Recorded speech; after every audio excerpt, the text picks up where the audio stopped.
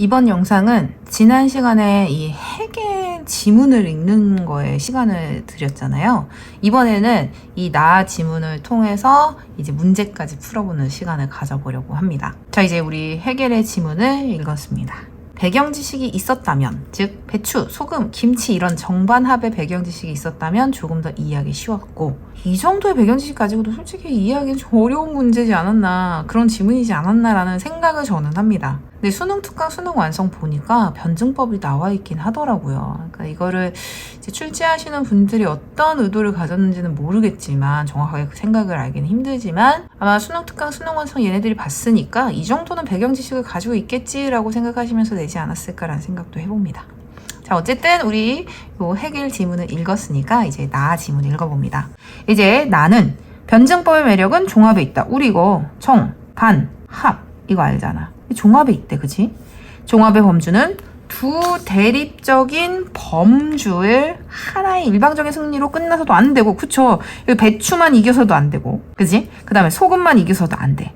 두 범주의 고유한 본질적 규정을 소멸하는 중화 상태로 나타나서도 안 된다. 딱 절반 정반에 딱 중화, 이것도 안 돼. 종합은 양자의 본질적인 규정이 유기적인 조화를 이루어 질적으로 고양된 최상의 범주가 생성됨으로써 성립하는 것이다. 김치 이 두 개의 조화와 함께 배추와 그리고 선생님이 얘기하면서도 좀 유치하긴 해요. 그래서 자꾸 웃음이 나오는데, 아니 이해하는데 정말 괜찮은 비유지 않나요? 배추와 소금, 즉 양념이죠. 이것이 한창 높은 곳에서 유기적인 조화를 이루어 질적으로 고양됐어. 김치 발효식품이잖아. 이것도 발효까지 시켰어.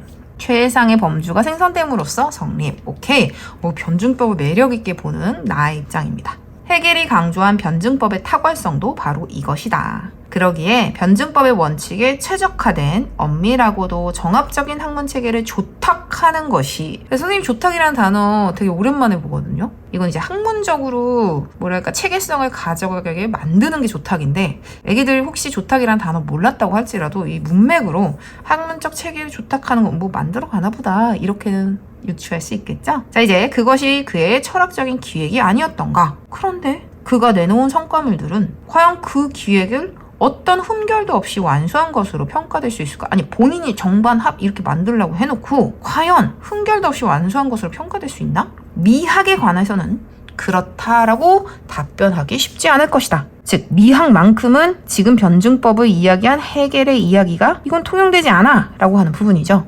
지성의 형식을 직관, 표상, 사유, 선생님의 쉬운 표현으로는 느끼기, 상상하기, 생각하기 뭐 이런 식으로 선생님이 설명해 줬었습니다. 이전 영상에서.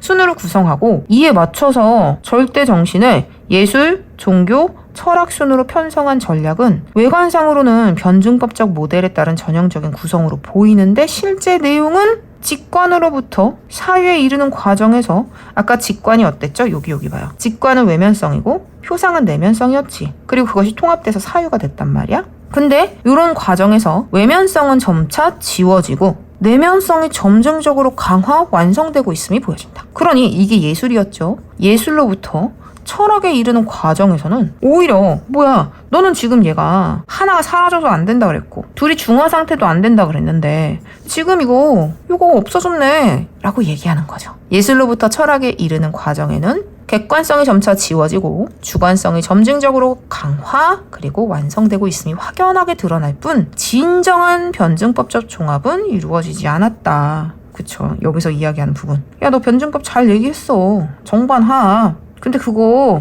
뭐 하나도 사라지면 안 되고, 그러니까 배추가 싹 사라져 버리거나 소금이 싹 사라지면 안 돼. 그리고 이건 딱 중간으로의 중화도 안 돼. 한 차원 높은 곳으로 고양돼야 되는데 너 지금 여기 이쪽 객관성이 사라진 거잖아, 이 얘기죠.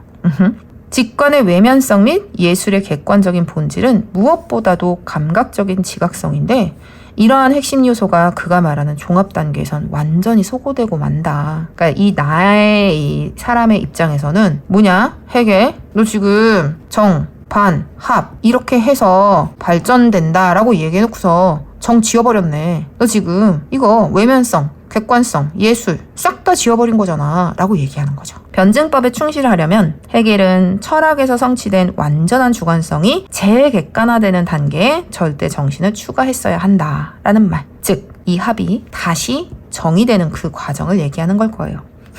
바로 김치가 씨였어. 너무 발효가 심한 거지. 그래서 그것을 한층 높은 곳에서 통합 발전시키는, 즉 수렴적 상향성을 이루는 김치찌개, 김치찜 이런 거 나오게 해야 된다라는 이야기입니다. 예술은 철학 이후의 자리를 차지할 수 있는 유력한 후보이다. 이 얘기는 뭐냐면 여기가 예술이야. 그리고 여기가 종교였죠. 그리고 이제 여기가 철학이 됐는데 너의 이야기라면 지금 예술은 사라졌어. 예술의 외면성, 객관성. 근데 철학 다음에 다시 예술이 나올 수 있어. 왜? 실제로 많은 예술 작품들은 사유를 매개로 해서만 설명되지 않는가. 선생님이 처음에 이걸 딱 봤었을 때 뭐가 떠올랐냐면 선생님 기생충 떠올랐어요. 기생충 본 친구들이 있나? 이거 청소년 관람 불가서 못 봤을 수도 있겠다. 근데 기생충에서 뭐 사회 부조리라든지 인간의 이런 욕구라든지 이런 부분, 이런 걸 이야기하는데 그거 사유를 기반으로 예술이 만들어진. 그래서 얘 뭐 상도 되게 많이 받고 그랬잖아. 그러니까 이제 얘기하는 거예요. 실제로 많은 예술 작품들 사유를 매개로 해서만 설명되지 않는가. 게다가 이는 누구보다도 풍부한 예술적 체험을 한 헤겔 스스로가 잘 알고 있는데, 아니 이와 같은 방법과 철학 체계 간의 불일치 아쉬워. 야 헤겔, 너 스스로 정반합, 발전적으로 수렴적 상향성 얘기해놓고선 그걸 미학과 연관시켜서는 예술의 객관성이 사라지는 모습이 나타나기 때문에 아쉬워라고 하는 부분이죠. 선생님도 이 부분은 한 번도 생각을 해본 적이 없어요. 왜냐면 여기 정도까지는 선생님이 이제 알고 있는 내용을 뭐 이렇게 설명했구나 정도였다면, 이건 이제 비판의 내용이잖아요. 나 입장에서 이렇게도 볼 수 있구나라는 걸 이제 선생님은 본 거죠. 근데 선생님이 지난 영상에서 했던 말 기억나시나요?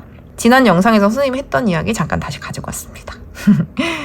이거 배경 지식도 있고 어휘도 돼서 이해가 되면 좋겠다. 하지만 어려운 지문 논리적으로 접근 가능하다라는 이 이야기 기억나시죠? 바로 요거요.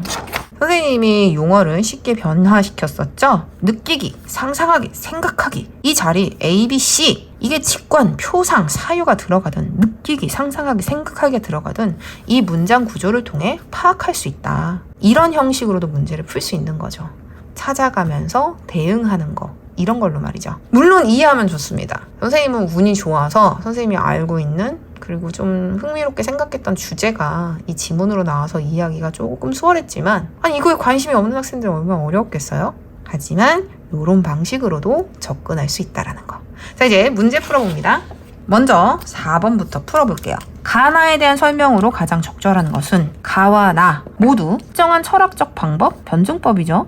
이것을 기반으로 이런 철학적 방법에 기반한 체계를 바탕으로 예술의 상대적 위상을 제시하고 있다라고 한다면 얘가 답입니다. 느낌 딱 오지. 여기서는 헤겔이 뭐라 그랬죠? 최고는 철학이야. 여기 예술은 진짜 오래전 과거에서나 절대지성이었지. 그러니까 철학이 최고야. 그런데 오히려 나는 뭐라고 하죠? 오히려 정반합, 예술, 종교, 철학 다음에 다시 또 예술이 있을 수 있어. 철학하고 예술이 있을 수 있지라고 얘기하죠. 그러니 상대적 위상 제시하고 있으면서 가에서는 예술이 가장 아래로, 그리고 여기 나에서는 다시 또 예술이 철학 다음에 자리 잡을 수 있다라는 거. 자, 이제 2, 3, 4, 5는 왜 틀렸는지 확인해 봅니다. 가, 나는 모두 특정한 철학적 방법에 대한 상반된 평가는 아니죠. 이건 뭐 본인의 이야기니까 이건 헤겔의 주장. 그리고 나 같은 경우는 헤겔의 주장에 동조를 해. 그리고 미학에 관해서만큼은 너 네가 한 말 여기서는 안 되잖아 라고 얘기하고 있는 거죠. 왜냐면 헤겔은 미학에서는 예술은 가장 초보 단계, 그리고 철학이 가장 하이 레벨이라고 얘기했거든. 그러니 상반된 평가는 아니죠. 오히려 나 같은 경우는 인정하면서 아쉬움을 얘기하고 있는 거니까. 자, 이제 3번. 가와 달리 나는 특정한 철학적 방법의 시대적 한계? 나 같은 경우는 시대를 이야기하지 않아요. 변증법? 오히려 탁월하다고 이야기하고 있어요. 다만 미학에서만큼은 헤겔의 이야기가 맞지 않아 라고 얘기하고 있을 뿐이죠. 4번.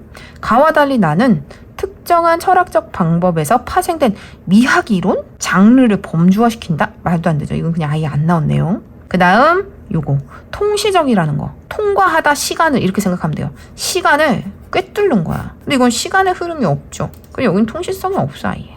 그죠? 그러니 4번의 답은 1번이었습니다. 선생님이 국어 지문은 읽어준 적이 종종 있어요. 근데 문제는 처음 풀어봤거든요. 근데 이제 문제는 선생님도 풀어보니까 풀 수는 있는데 뭔가 이렇게 설명을 할 때 명확한 게 아닌 거예요. 그래서 선생님이 이번에 문제를 풀면서 느끼는 게 내가 생각했던 부분들을 이렇게 말로 하는 것도 좀 어렵구나 라는 것도 생각했습니다.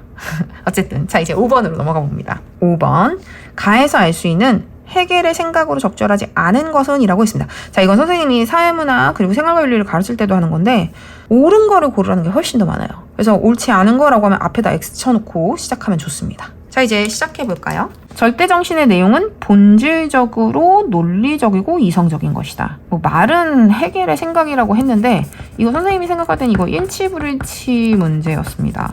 그래서 그냥 잘 찾아가만 줘도 얘를 파악할 수 있었습니다. 절대정신의 내용은 본질적으로 논리적이고 이성적인 것이다 라고 했었을 때 여기 있죠. 해겔에게서 절대정신의 내용인 절대적 진리는 본질적으로 논리적이고 이성적인 것이다 라고 말이죠. 그 다음 이제 요거 변증법은 철학적 논증의 방법이자 논증의 대상의 존재 방식이다. 이건 선생님이 애기들이랑 문제 풀 때도 가장 어려워하지 않을까라고 생각하는 부분이었다. 요거 해겔에게서 변증법은 논증의 방식임을 넘어 논증 대상 자체의 존재 방식. 여기에 있죠.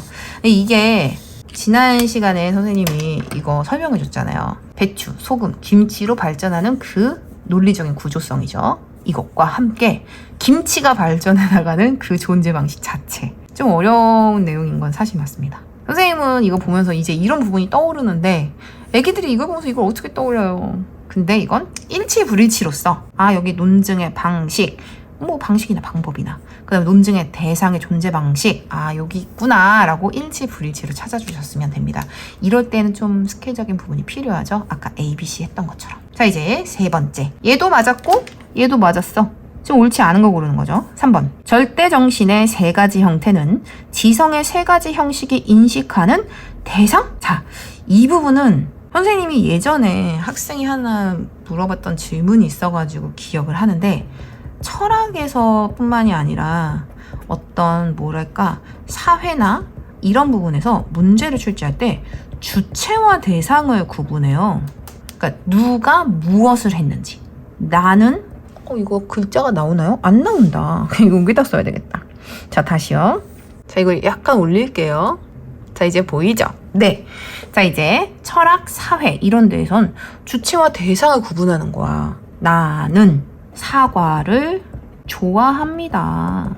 좋아하는 대상은 사과죠. 이건 주체죠. 그럼 자, 어디 한번 생각해보자. 여기서는 절대정신의 세 가지 형태? 지성의 세 가지 형식이 인식하는 대상? 근데 지금 얘를 뭐라고 했죠? 이의 세 가지 형태는 각각 직관하는 절대정신, 표상하는 절대정신, 사유하는 절대정신이래. 그리고 이 부분, 직관은 주어진 물질적 대상을, 이게 대상이지. 물질적 대상이 직관이 아니잖아요. 물질적 대상을 감각적으로 지각하는 지성이 직관이죠. 그리고 그게 직관하는 절대정신. 이게 바로 예수. 그리고 그 다음은 표상은 물질적 대상과 상관이 없어. 심상을 떠올려야죠. 사유는 개념을 통해서 파악하는 거, 대상을. 그러니까 이건 대상이 아니에요. 근데 이건 종종 나오는 것 같아요. 선생님이 국어 선생님이 아니니까 요즘에 트렌드는 잘 모르지만 예전에도 학생이 한번 질문해가지고 얘기해줬던 적이 있었거든요. 그때도 비슷했던 문제였어요. 대상을 구분하는 거. 근데 용어가 어려우니까 뭐가 대상인지 그리고 뭐가 주체인지를 모르겠는 거지. 근데 문장 구조를 보면 사과를 좋아하는 거잖아. 내가 좋아하는 거. 주체는 나. 대상은 사과. 그럼 얘는 물질적 대상을 감각하는 지성이 직관. 이게 절대정신의 세 가지잖아. 직관하는 절대정신. 그러니까 이게 대상이라고 말할 수가 없는 거예요. 그리고 네 번째. 세계의 근원적인 질서와 시공간적인 현실은 하나의 변증법적 체계를 이룬다라고 하는 거 아마 요쯤에 있었을 거예요. 여기 근원적인 질서인 이념의 내적 구조도 이념의 시공간적인 현실로 나타나는 방식도 변증법적이기에 그러니 얘도 오가 됩니다. 그 다음 예술, 종교, 철학간에는 인식 내용의 동일성과 인식 형식의 상이성이 존재한다라고 했습니다. 그러면 여기 어디에 있죠? 여기 있잖아. 여기 예술, 종교, 철학 절대적인 진리를 동일한 내용, 형식은 차이가 있어. 여기도 맞는 말이네요. 그러니 이건 일치불일치 문제였기 때문에 좀 훈련이 되어 있고 연습이 되어 있으면 찾아가서 확인하고도 답을 고를 수 있었던 문제였습니다. 다만 선생님이 생각할 때 이게 애기들이 이제 틀리는 걸 아는 거야, 평가원이. 얘네들이 주체를 구분할 수 있나? 대상을 구분할 수 있나? 라고 말이죠. 어려운 이런 용어들이 나오고 어려운 어휘들이 나오니까 막 그냥 갈 길을 못 잡는 거지. 하지만 생각해보면 물질적 대상을 감각적으로 지각하는 지성이잖아. 그러니 얜 대상일 수 없다. 자, 이제 5번 풀었습니다. 6번으로 넘어가 봅니다. 가에 따라 직관, 표상, 사유의 개념을 적용한 것으로 적절하지 않은 것은이라고 하는 순간 어떻게? 그치, 앞에는 X표치입니다. 자, 이제 우리 직관. 이미 선생님이랑 이 전 해결 지문을 보면서 용어 쉽게 써서 이해하셔죠? 이 직관 선생님이 느끼기 이렇게 이야기했고, 표상이다 라고 했었을 때 상상하기 이렇게 이야기했고, 사유는 이라고 하면 생각하기 이랬습니다. 물론 이건 선생님의 애기들 이해시키기 위해서 딱 맞지는 않아요. 가장 근접한 용어로 바꾼 겁니다. 근데 여기 다 있잖아요. 지각은 이거, 표상은 이거, 사유는 이거라고 말이죠. 자, 이제 이거 가지고 이야기해봅니다. 먼 타양에서 밤하늘의 별들을 바라보는 것은 직관. 진짜 찐. 감각으로 진짜 있는 걸 보는 거니까 직관 맞네. 같은 곳에서 고향의 하늘을 상기. 마음속에 상상하는 거잖아. 그러니까 얘는 표상 맞네. 그러니 오니까 답일 수 없죠. 2번. 타임머신을 타고 미래에 가는 자신의 모습을 상상하기는 여기 상상이다. 표상이다. 표상. 그 다음 판타지 영화의 장면을 떠올려보는 것. 직접 보고 느끼는 게 아니니까 직관이 아니라 둘 다 표상이겠네요. 여기 모두 표상을 통해 이루어진다. 띵동. 초현실적 세계가 묘사된 그림을 보는 것은, 자, 이 세계가 묘사된 그림은 진짜 있는 거죠. 이 세상에. 이것을 보는 거니까 직관이고, 그 작품을 상상력 개념에 의거해, 내가 가지고 있는 그런 개념에 의거해 이론에 따라 분석하는 건 사유 맞습니다. 이거 선생님이 요거 이야기했었죠? 뭐라고 이야기했냐면 요거 지난 시간에 요거 생각하기라고 이야기했을 때 개념통의 대상 파악. 선과 악이라는 개념이 우리 머릿속에 있잖아. 그런데 A가 B에게 나쁜 짓을 했어. 막 비난하고 괴롭히고, 그럼 악이네 라고 파악하는 거. 대상을 파악하는 거죠. 요거를. 그리고 A가 B를 도와줬어. 어떤 대가를 바라는 것도 아니고 그냥 B를 위해서 도와줬다면 그건 선이 되겠죠. 내가 알고 있는 개념을 통해서 대상을 파악하는 거, 생각하기, 그게 곧 사유였죠. 그러니 요런 거, 그 작품의 상상력의 개념에 의거해서 분석하는 건 사유겠구나. 내가 가지고 있는 개념을 가지고 분류하는 거니까. 띵동. 예술의 새로운 개념을 설정하는 것은 사유입니다. 분류.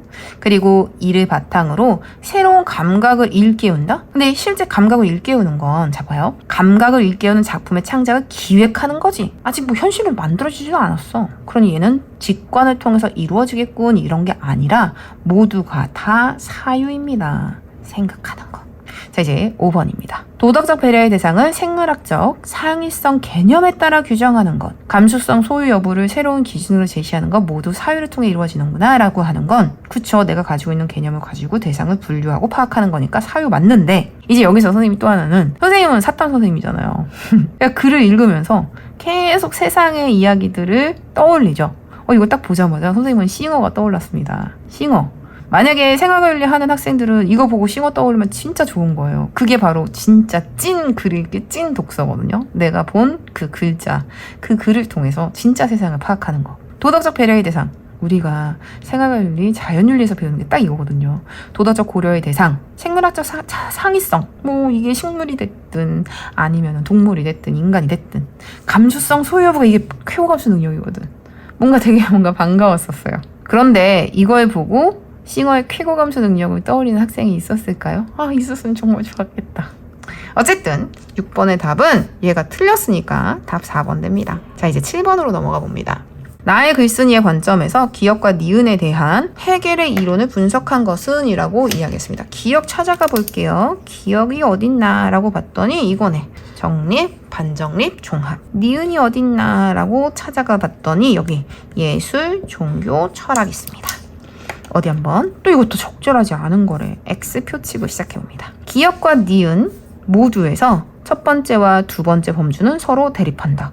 그렇죠. 정, 반, 그리고 합. 얘는 대립이잖아. 그리고 얘는 수렴적 상향성. 그러니 얘는 둘이 대립하는 거 맞는 말이죠. 2번. 기역과 니은 모두에서 두 번째와 세 번째 범주 간의 수준상의 차이가 존재한다. 당연하죠. 정반합이라 그랬고, 그죠? 그리고 해겔의 예술 여기고, 해겔의 종교 여기고, 해겔에게 철학이 최고잖아. 그죠? 그러니 요거 두 번째와 세 번째 사이에는 당연히 그 레벨의 차이가 있습니다. 뭐가 더 좋다? 그치? 철학이 최고다. 여기 명실상부한 절대정신 철학이다 라고 하고 있잖아. 그러니 수준상의 차이 있지요. 기역과 달리, 정반합과 달리 니은 범주 간 이행에서 첫 번째 범주의 특성이 강해진다?